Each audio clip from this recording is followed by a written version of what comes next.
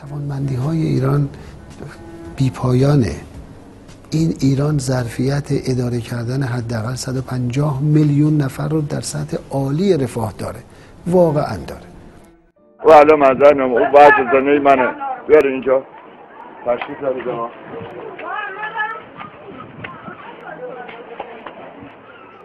این خونه خودمه، نه کار دارم، نه تلویزیون، هیچی.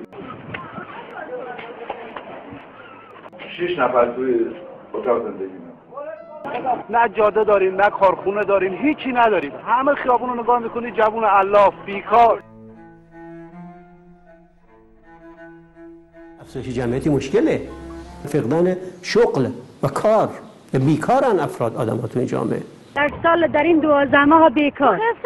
9 نفرم عائله دارم. 12 سال بچه دارم. هیچ خدایی هم ندارم. یه خونه هم دارم گیگی. 2 سالشه بواش بیکار از هیچ خدای ناره. هر که میره میبزیست یا یه دفترچه هم بهش نمیانه که برمش دکتر. جوانمون هم از فقر و بدبختی دارن توی خمونه ولول میگردن. پسری دارم کلاس 9 تا کلاس 9 در مشکلات زندگی نمیتونه ادامه تحصیل بده.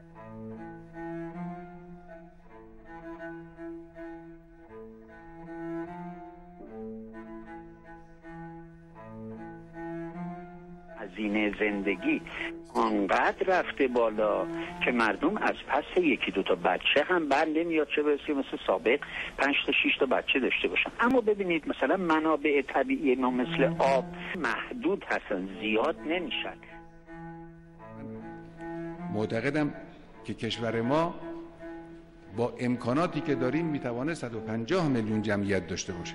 چیزی که ما رو خیلی متاثر کرد این بود که ساکنان این روستا حتی مجبور بودند از برکه‌ای که احشام درون اون قرار داشتند آب آشامیدنی خودشون رو تأمین کنند. بنده دارم پیش بینی میکنم که در ظرف 10 سال آینده منابع آب زیرزمینی ما به کل از بین خواهد رفت، احتمالاً به جیره بندی خواهد کشید. روزگار تیره‌ای رو بنده متاسفانه پیش چشمم دارم.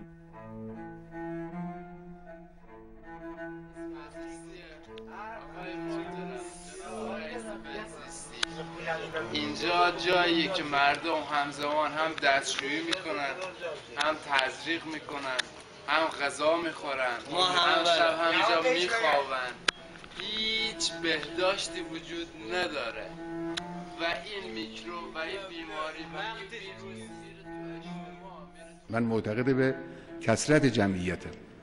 هر اقدامی، تدبیری که میخواد برای متوقف کردن رشد جمعیت انجام بگیره بعد از 150 میلیون انجام بگیره.